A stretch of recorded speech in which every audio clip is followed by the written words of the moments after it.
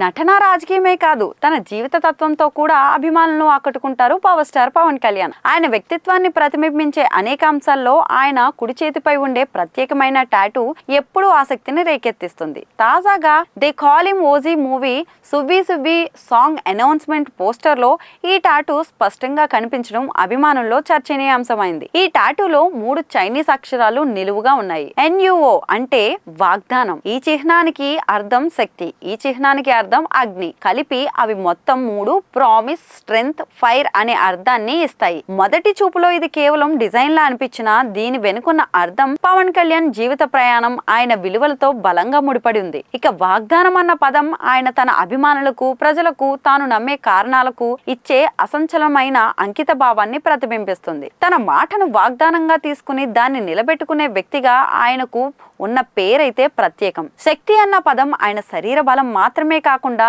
అంతరంగ ధైర్యాన్ని కూడా సూచిస్తోంది.